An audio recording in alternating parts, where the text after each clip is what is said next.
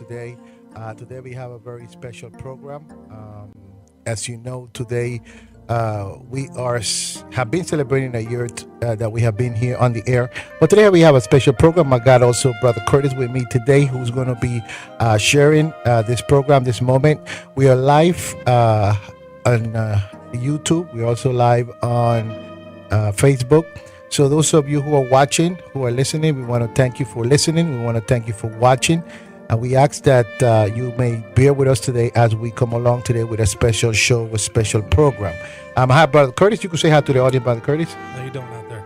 Okay, so today we have a very special program. We're going to take a minute. We're going to pray.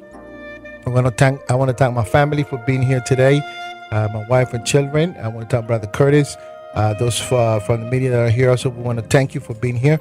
And today is a special press conference event that we're going to be talking about. I want to bring something to the attention of the American people. But before we do that, let's take a minute and let's pray. We want to pray, give God thanks for the great things that God has done. And God is grateful and powerful.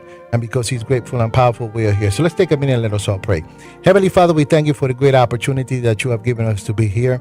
We thank you because we know that in the good and the bad, you are here to help us. We're praying for those who are watching. Lord, those in California who are going through that firestorm, we ask that you may ease that. Those who are here in New Jersey, those who are watching, thank you for the great blessings and thank you for the things that you have done.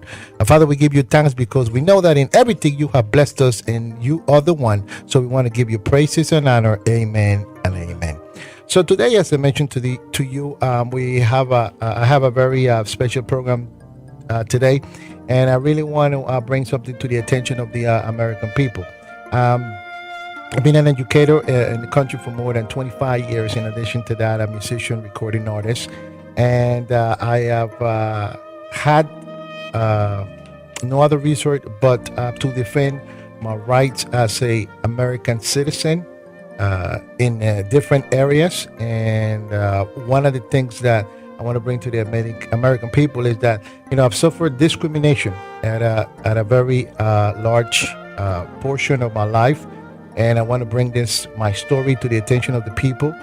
As an educator, I love to educate people, as a pastor as well, as a musician and father and so forth. I understand the importance of us coming together as a country and really, fighting for our amendments, fighting for our rights, and ensuring that we are treated fairly, no matter what we do, what the area we serve in any capacity. We want to be treated fairly, and people should not, and I'm going to say this clearly, should not discriminate anyone because of creed, color, race, gender.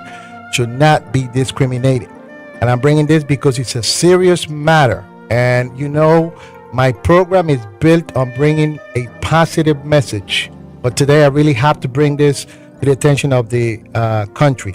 Now, I'm bringing this to the attention of the country because it's not the first time. This is the second time that I, as an educator of the Trenton Public School, had to sue the district for being racial discriminative. But I'm going to take a minute. I'm going to read this statement so you have a better idea of what I'm talking about and why I'm bringing this to the attention of the people. Okay? I, Dr. Alexander Nicolas, a city teacher, Grammy nominee, music composer, saxophonist, pastor, and music producer, who is known as Dr. Suave in the music world. I had no alternative but to file a discrimination suit against the Trenton Board of Education in 2018. My legal battle started in the Mercer County Court. I am actually in the pro se process. My complaint is against administrators of the Trenton Board of Education, which was filed on August 3rd, 2018 in Mercer Superior Court. I, Alexander Nicolas, who have earned a doctorate from Capella University, which is a regionally accredited institution, a Master of Arts from the College of New Jersey in Educational Administration, and a bachelor's degree from the University of Valley Forge in music. I'm currently serving and working as a world language teacher at the City Daylight Twilight Alternative School. I have more than 20 years of service in the Trenton Public Schools and have been passed numerous of times for promotions because of being a Panamanian immigrant. Okay, and I want to make this clear: a Panamanian immigrant. I am a U.S. citizen now. Been a U.S. citizen for a very long time. And as I continue, okay, and let's look at inside of the case. Why am I filing this second complaint? In 2007, I was sent as a teacher leader to run or operate a school as a principal, which was daylight twilight in 2006. I was out of work for 1 year between the year of 2007 2008 due to work stress. As a result, I filed a complaint number, which is 502000419 with the Equal Employment Opportunity Commission in 2008. And I'm saying this because I exhausted all my rights, exhausted all my resources to work with the district in an effort to be promoted. So I didn't have no choice but to file a case with the Equal Employment Opportunity in 2008. Followed by that complaint, I filed in the New Jersey court in 2010, which was transferred to the Superior Court in 2011. Since filing all the appropriate paperwork, the discrimination continued to be intentionally and unlawful. Okay, and I'm bringing this because one of the things that we need to look at, and I'm not doing this because it's me, Dr. Suave, Dr. Nicolas. I'm doing it because it can happen to any other individual from any race that lives here in the United States. And as I proceed, on February 22nd, 2016, I enter an agreement with the Trenton Board of Education to settle the 2010 complaint.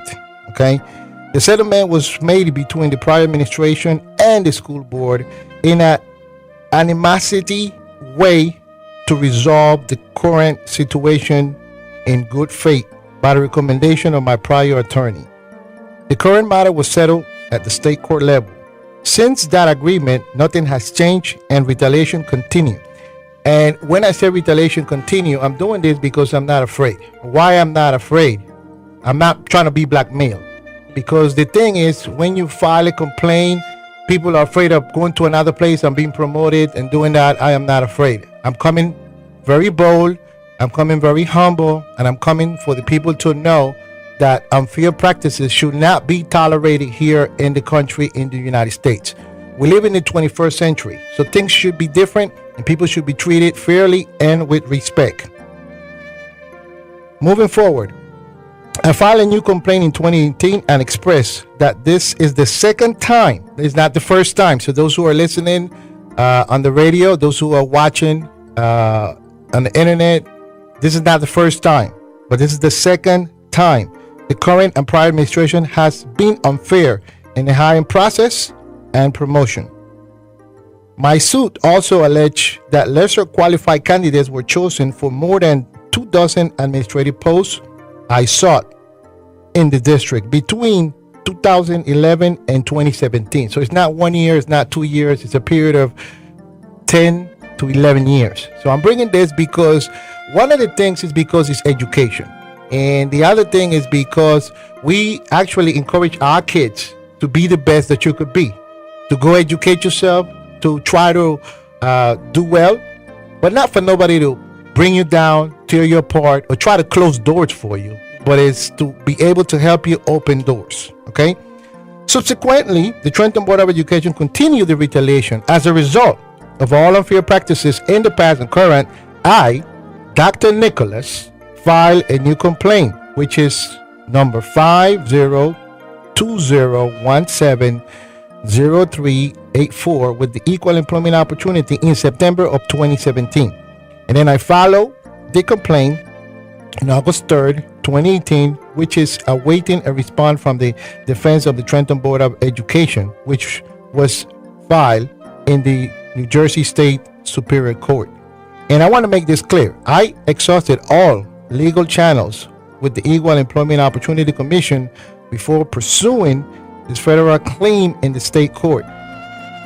And one thing we want to talk about, and I got Brother Curtis who's here, and who's an American, and it's all about values, because this is what we do. We complain and we say, well, what's right, but it's all about value. And we go back to history and we study about how our country has evolved regarding to discrimination, separation, equal rights for every individual here in the country. Then we got to look at history. But the problem is that there are institutions that continue to do these things, and discrimination is not just saying or calling somebody a name, but as the actions also can show you are discriminative, and it also can show that you are retaliating against that individual. A lot of people are afraid to go out and complain because they're afraid that they're going to retaliate against them. And the Me Too movement, all these women who are actors, were afraid because if they complain about what they were doing to them, nobody was going to be able to hire them. But I am not afraid. I'm a professional. All my degrees are legit. My work is legit. So I'm bringing this because it's time to change. It's enough. And one thing I understand, and I want to say this, is that, everybody at a certain point gets tired of being bullied. And not only you get tired of being bullied, but you get tired because I'm going to say this, I think they believe that this is funny because, for me to come to this, at this point, to be able to bring this to the attention of the people, not one time, but two times in a state court, it really shows that they really think that it is a joke. And, they laughing, but I'm going to say this, you can laugh, but there's a proverb that says the last laugh has the best laugh. Come on now. And I want to say this because, I have been very flexible. And one of the things that being done in an abusive manner is because I'm a Christian. And because you're a Christian, you're not going to curse them out. You're not going to say this or that. But because of a Christian, people take advantage. And at this point, I will say that I had enough. And I'm bringing this to the people because I want the people to understand that we have to change the educational arena in America. Brother Curtis, go ahead and elaborate on something. Go ahead. You just got me puzzled right now. I don't want to cry, but when you're touching on the racism, the funny thing about it is most racism is hidden. Exactly. It's hidden. Mm-hmm. And the fact that you said that the retaliation is hidden so they don't draw attention to it. Exactly. That's the hard part about it. And you're qualified. Exactly. 10 times qualified. Well, the worst thing about it is that, I have, all the principal, supervisor, superintendent certificate for the state of New Jersey at my job, at my location. And I got 2 out-of-state certificates. In addition to that, being a college professor and so forth, radio host, recording, Grammy nominee, and have to go through this situation. Being an American citizen as well, have to go through this situation, which is not fair. Okay. And one of the things I want the people to understand is that I'm not just doing this for doing this. I'm doing it because there's a reason. We have to bring change. We have to be able to stand up. And I want to encourage anybody who's out there, who's going through any type of discriminative action that's been done to them, to step up and bring it out to the attention of your companies, bosses, whoever you work for. Bring it to the attention of the people, because people need to understand that this is wrong. It's like, we are educated. We're not going to try to educate a person because he looks this way or because of that. And, the country right now is being divided, with the way, the supremacies, and people are taking things in their own matter, and people are, reacting. So we want to really, take this, and we really want to say, we want to make a difference. And how we can make a difference is by standing up by what's right. Now, the other thing I want to say, I'm going to let you talk in a second, but I want to bring this also because, they're trying to play the political game. And it's all political. You want to play the political game? Well, let's go political now, okay? I kept quiet for a very long time. And the first time it happened to me, 2008, 2007, around that time, I came out and I was very mellow about the situation. But we live in now in the 2018 century, which people are not, really, biting their tongues for any situation that's not fair. But people are coming out because we want people to know, because, all these politicians are trying to be elected, but they're not trying to do nothing for the people when they have the problems. When they need to vote, this is what they do. Oh, I need you to vote for me. They go to your house, they knock on the door, and they come. You see them all the time. But once they get the vote, they disappear. They're not there to really able to support the individual. That's the truth. And that's one thing. Go ahead, say something before we go into the commercial break. That's the truth. You don't see him. You see him like maybe 2 months before election season. 2 months before election season, and everybody have something to say. But after that, everybody disappears, and they act like nothing happened. They act like, oh, this is not happening.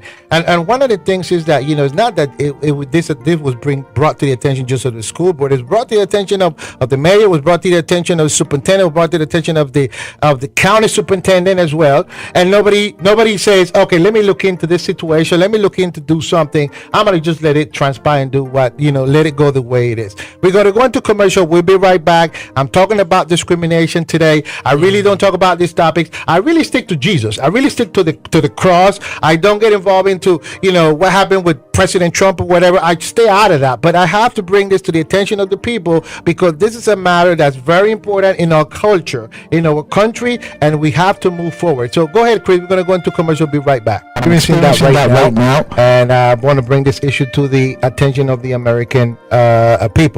Now we go to history in the 1960s. That's when segregation had started. Okay, so we don't live in the 60s no more. We're in the 2018, so things should be different. As I mentioned, people should be treated differently, and people should be, treated with respect. One thing I want to say, during encountering this whole situation, is that sometimes people who commit these actions, they do these things because you're unable to defend yourself. That's what they think. They believe you cannot defend yourself. And one thing I want people who's out there, if you're going through any situation that deals with an unfair practice, okay, I really want you to have somebody who to mention it to, talk to somebody, reach out to somebody. Don't sit there and say, what, there's nothing you could be done. Nothing could be done. There's nothing you could do about it. No, you go out there and fight, because if you fight, at the end of the day, things can be better, and that's what we have to do. But the most important thing is that you learn how to defend yourself. Brother Curtis, encourage the people that we have to defend ourselves. Go ahead. Especially in this day and time, because even though you like the pastor saying that he's a Christian and he's humble and all that, if you keep going through life like that, people are going to walk on you. You got to speak up. You got to step up. They're going to walk on you, especially Christians. We've been being persecuted forever and ever and ever. And the fact that this man is well qualified and got to go through this, it breaks my heart. It's terrible. And you know what? One of the things, and the fact that you're a minority, that makes it even worse. Well, and the thing is that that's got a lot to do with it. That. Oh yeah, believe me, I agree with you. I agree with you 100%. And the worst thing about it is that I work in a district where close to 45% to 50% is Hispanic. Then that's the worst thing about this whole situation. I mean, sometimes I look at it and I say it really don't make sense. But the thing is that these people do these things because they don't feel that you can defend yourself and that you don't have a voice. And I want to say this: no matter if you're poor, no matter if you're rich, no matter whatever situation you're going through, you have a voice. So I want people to understand that you definitely have a voice. And like I said, we went through the 1960s with segregation and Brown versus Board of Education, when we study about how equality was not playing a very great role at that time. We took it to the court, but things have not changed. So we have to figure out a way of changing it. As I mentioned to you guys before, people don't have to say things to you, but their actions show that they are part of that discriminative group. So we really have to look out at this situation, and we really have to figure out a way of making it better. And how we make it better is by bringing things to the attention of others, for people to know, hey, you know what, we cannot run this thing this way. People are talking about, and I was talking, as we watch the news and how the country is going, people are saying that the country is divided. And how we see that the country is divided, because what happened is it's about a group, another group, and the thing we need to look at is that we all are Americans, and that's what we are. We are all human beings, and because we are human beings and we all Americans, then we have to strive to be able to make the country better. And how can we make the country better? I remember President Obama, his objective, his motto was, yes, we can. And yes, we can. We have a new president who says, we want to make America great, but America always been great. It's not like America is trying to be great. America always been great. And one thing that we have to understand is that, it's not about the color, the creed, it's about the leadership. And when we saw Obama leading, okay, because that's one thing we need to look at. It's not about back in the day, people would look at, we don't look about that, we look about preparation. And Obama was a president that set a standard, which allowed people to understand it's not about what you look like, it's not about your color, it's not about, you might have an accent, and even with an accent, you're smart enough to change things around, you're smart enough to make things better. And through Obama's legacy, through Obama, way of bailing out the country, because at this point, like I said, I don't talk about politics, but today we have to do that. But I'm going to do this. It's okay to touch on it. It's a different program today. But I want to say this, and I'm saying this because people are taking the credit for the economy, and the reality is that when Obama took the economy was real bad. He bailed out the economy using strategies to be able to lift up the economy. Now it's easy because you don't have to think about, do I sign an executive order for a bailout? Yeah. Do I sign an executive order for this? No. We know that the economy is rising up because he bailed the industry and so forth, that he kept doing. Unemployment rate is decreasing because there are jobs out there. It's just about going out there and getting the job. But what I'm trying to say is, it's about the leadership. It's about time that Americans stop looking at people's color, where they come from, or whatever, and start saying, we need to put the right people in the right job. We need to put the right people in the right venue so the country can move forward, because that's how we're going to move the country forward. I mean, I've had the experience to work in a district where they were giving people schools that never was teachers, where they were giving people schools who didn't have, where they were giving people schools who were learning in the school, who were learning how to run a school, okay? And they were trying to tell me I can't do this, and I've been doing this for so long. I mean, it's just ridiculous. But what I'm trying to say is that we have to look at leadership. We have to figure out, and one of the things we got to understand is that, people that are out there, we need to go out and voice our concern. How we voice our concern? By voting. If we look at the vote this time around, people who didn't vote went and voted. They care about the country. Yeah. If you care about your country, you're going to vote. The young generation, from, the 18s to 25, we got to motivate them. They got to understand that, hey, people fought for us to be able to vote. Rosa Parks, women could not vote. All these rights were put in place for us to take advantage of these things. And not only that, the First Amendment, which is freedom of speech, okay? And right now we are having a difficulty in the country with Jim Acosta and President Trump, because the reporters are not able to voice their concern.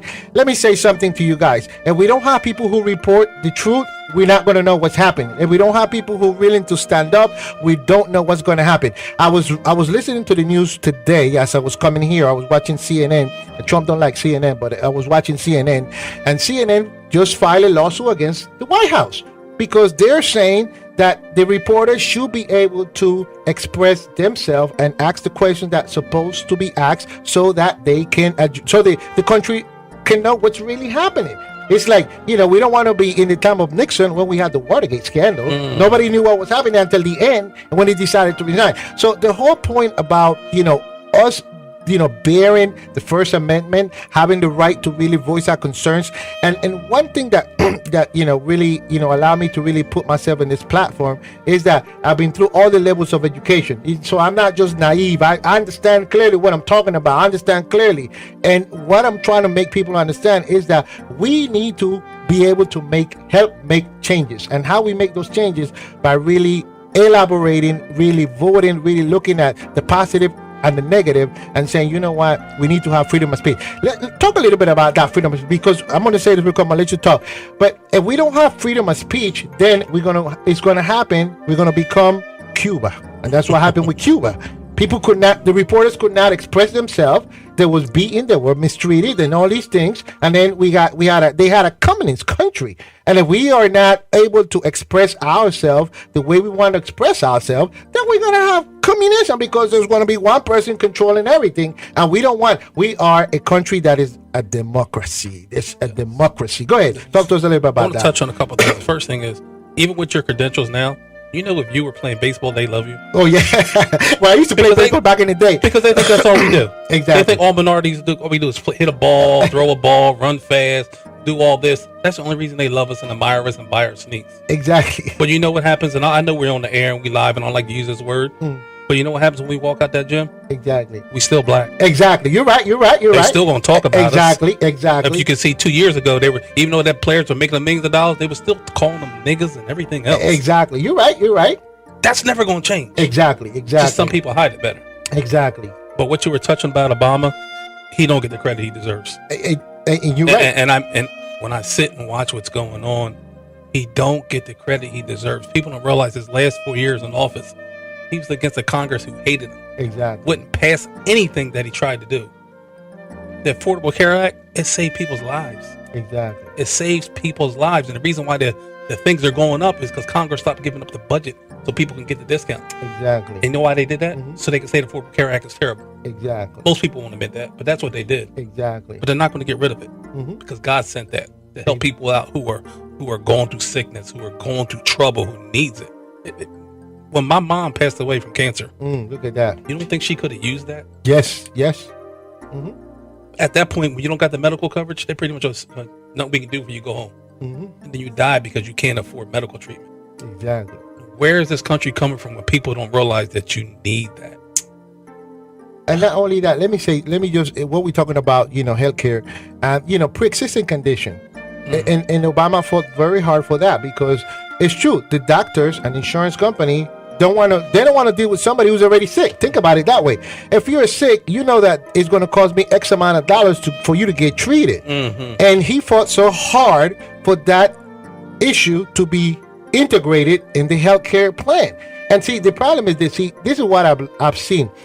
Some people never been poor, and that's the reality. You have a lot of people in office, a lot of Congress people, a lot of even our president. He never been poor. He never been poor. Okay, but somebody who's been poor and understand when you don't have it, how hard it is. When you go to the doctor in the emergency room and they treat you, but then they send you a bill. Okay, and sometimes you be turned. They might know what's wrong with you, but you know what they do? They turn you back because you don't have insurance. A few years ago, that movie John Q, same thing. Yes. Okay, that's what they do. You people look at you like a dollar sign. And with the healthcare and Obama passing that law, it clearly instituted, hey, you know what? If you had this issue, nobody going to say we're not going to treat you. If you had this issue, nobody go. But see, this is what we're saying. Oh, we got to get rid of it. See, the whole thing is that the country come together and say, you know what? If there's an issue with a specific area, let's make it better. Why destroy everything, get rid of everything when we can really find a solution for a situation? It's like you said, if I'm sick and have cancer and I go to a doctor, if the pre-existing condition was not there, he can't treat me. He ain't going to come treat you because he knows that, hey, you're not supposed, we're going to spend all that money on you. But because of that healthcare, decision, things change. Things are better. And one thing we got to encourage our people. We say we want to make America great. And how we make America great? By allowing people from every gender, culture, contribute to the country. And one thing that, we talking about, one of the other things is immigrants. And when we look at the history of immigrants, everybody being an immigrant. Absolutely. You come to this country, everybody being and we talk about, oh, you're a Native American. And we can go on and go on and go on and go on and go on. But everybody has evolved from some type of situation. But how we take that situation and say, we're going to make it better, because in everything I've seen or I see is that we have good, we got bad, we got good Latinos, we got bad Latinos, we got good black people, good white people, and so forth. And we don't talk about race because people are people.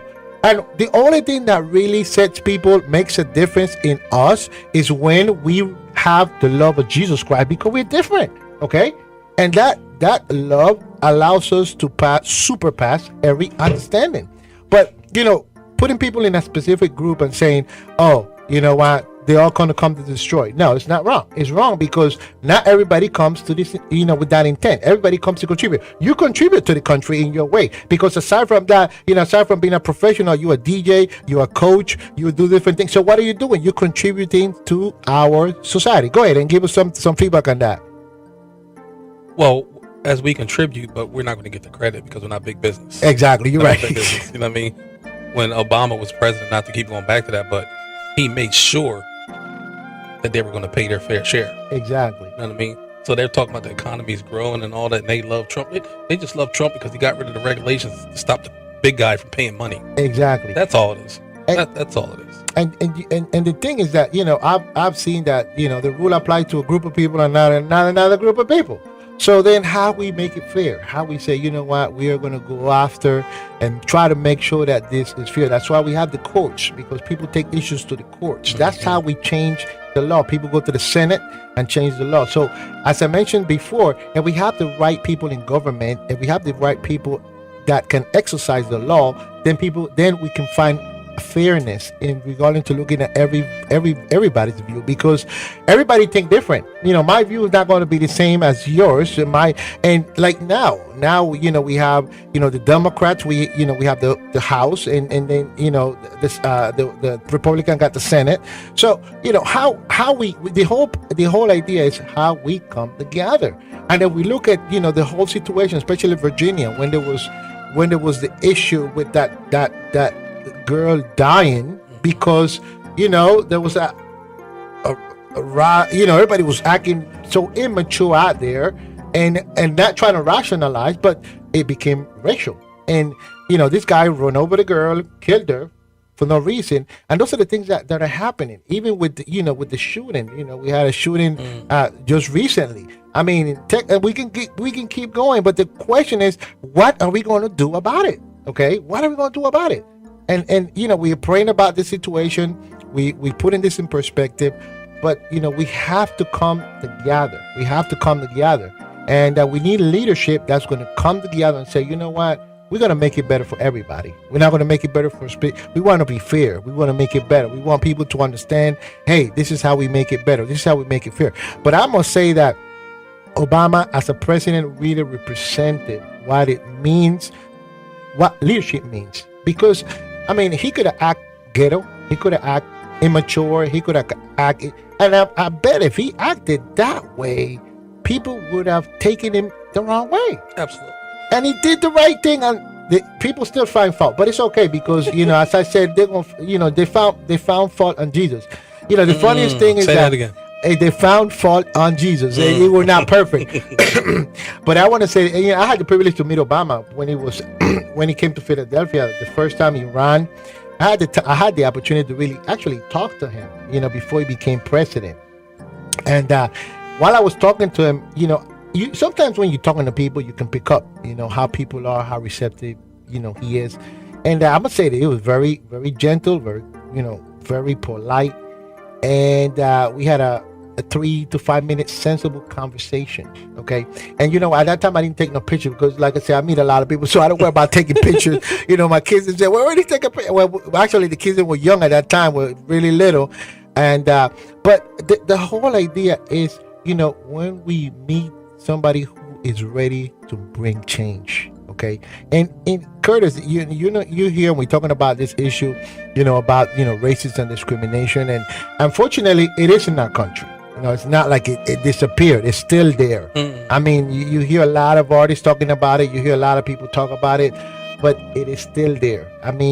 What happened with Donald Sterling with the basketball issue, it's just unbelievable. But the thing is how we try to make it better. Go ahead. How we can make it better? That's a tough question. You definitely got to hold them accountable. Like I said, the fear I think stimulates racism. If you don't stand up for yourself, if you don't take them to court and sue them and do whatever you got to do, I don't think you ever get rid of racism. You might be able to cover it up and all that. You got to make them pay. Exactly. You got to make them pay. And there's got to be more attorneys out there who are striving for that. Well, do you know what? I'm gonna say this. I mean, the workforce is out there, but it's about people coming out, because the problem is people are afraid. Think about it. I mean, if I was a guy that I'm afraid of them, like back in 2007, I wouldn't come out. I wouldn't say, this is what they're doing to me. This is what's happening. Because you're afraid. Because what happens is they go and they talk bad about you. So if you go from a district or a place to a place, that's what they try to do. They try to badmouth you, and that's the reality. It is what it is. But I am, like I said, it's not about being afraid. It's about coming out and letting people know what you are doing. It's wrong, and we're not going to step. It's like the enough movement. Well, actually, there's no enough movement. I'm starting the enough movement. We're actually starting it today. It's called enough, which means stop it. Stop bullying me. Stop trying to get over me. Treat me right. Treat me with respect. And if we do that to people and individuals, then we know that we're going to be in a better shape. Take us out into commercials. Go ahead. We're keeping these holy records spinning. Miss the gospel? Go to 1077thebronx.com to listen to previous episodes. Just look up In the Mix. Now back to In the Mix with Dr. Suave. In a district that I worked for 25 years, okay? And I'm bringing this to the attention of the people. But we're talking about the new movement. Enough hashtag. Go ahead. Let's talk about enough, which means that, hey, we had enough, okay? And one thing we have been talking is to really encouraging people out there, because, and I was talking to a co-worker today. Listen, we were talking, and she was telling me her same issue. Sometimes you got these supervisors who's try to bully you, whatever, for whatever reason. And it comes a day when you're like, not the day. And she had that day. And somebody out there who's going to listen to me, maybe going through that. It's like somebody come and get your candy, they take your candy. And every day, they don't even let you get through the door, but they're ready to take your candy. And then guess what? One day you're like, you know what? I'm not going to let you have my candy. Yeah. You ain't taking this candy. Come get it. Come get it. Your candy. Exactly. And then, you suffer that situation where if he can get your candy, he try to send other people to come get your candy. But then why you don't come get the candy? So what I'm saying is, people really at some point says enough, and I am saying, enough. Okay. We have to really look at that perspective, and then look at the history and see where we coming from. I mean, if Russell Park, didn't go on that bus, where would we be today? Okay. If Dr. King didn't say, I have a dream, that speech, where we will be today, where I am going to be today. Okay. So it's all about not a specific individual, a specific race, but it's about humanity. We are all humans. We all breathe. We all got blood. And it's about that. And when we look at these things and we start to analyze these things, and we start to say, people have made it better. Civil rights movement. Act of 1965, Act of 1960s, 70s, okay? It's because, we have to bring changes, okay? But we're not going to bring changes by trying to criticize a specific gender, okay? Because everybody make mistakes. I don't know a race that don't make mistakes. Show me a race that don't make mistakes. And if we go through, people in jail, we got people from every gender, every color, every creed, everybody in jail. So, we cannot, monopolize and say, this group. No, it's about giving people an opportunity. And when President Obama signed the DACA, okay, the DACA order, the DACA law, placed it in order, he did it for a reason, because no matter what, Hispanic contribute to the country, okay? You go sometimes, have you been to a Spanish restaurant? Absolutely. Okay, you ever eat a taco? So no matter what, everybody contribute. People from Jamaica, people from Russia, people from Poland, people from everywhere, part of the world contribute to the country. That's why America is so great, because people contribute. It's not just a specific race. Everybody contribute in different ways.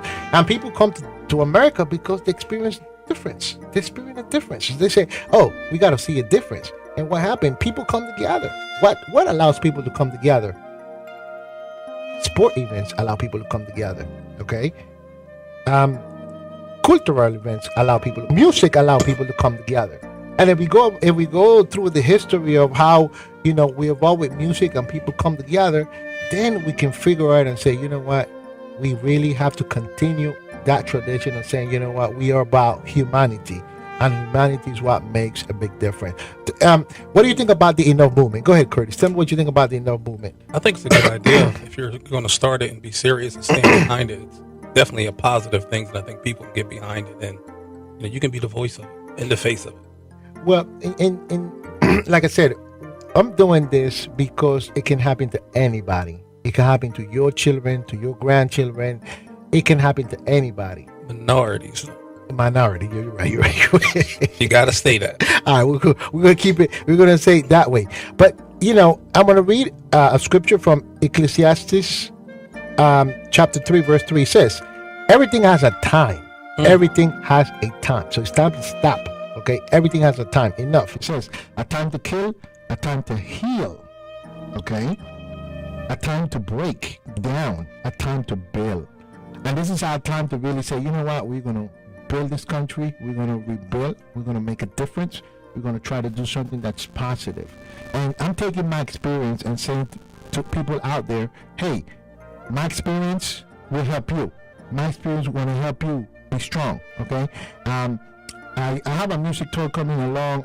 In addition to that, I'm going to be doing some motivational speaking, across the country. But it's to share the experience, especially about stress. I was stressed out for 1 year.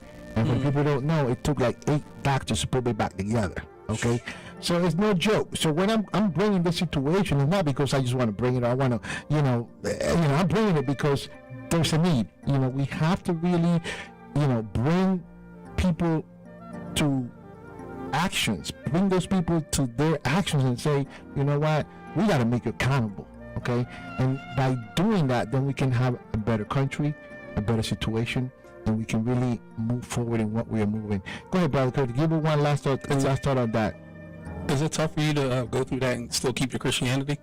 Well, you know what? I know you want to cuss them out, but you don't. You know why? They want you to cuss them out, so they're like, I knew he was like that. Exactly. I knew he was like. That's why I didn't promote him.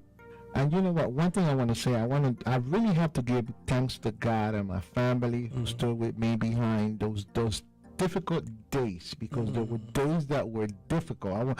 I must say this, man. It was difficult days, but I'm glad that I got up. Okay, I'm up, and God say you got up. Let's move forward and let's continue the blessings. Let's take a minute. Let's pray for the people out there. Those of you watching, want to pray for you. Those of you who are live streaming, want to pray for you. If you're in your house, in your car, we're going to pray for you. And we're going to finish our program today. Then Chris is going to take us out with that bumper. And we got time. You can play Jasmine, Look at Me. But let's go through that. Let's pray. Heavenly Father, we thank you for the great opportunity you have given us to be here. And Father, we thank you because we know that in the good and the bad.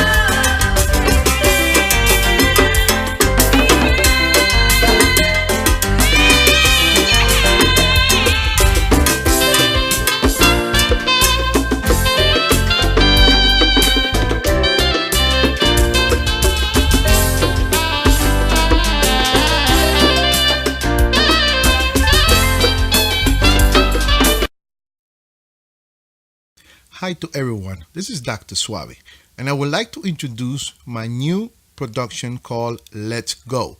The name of the song is called Let's Go, and it's feature Jasmine Nicolas in vocals. Enjoy.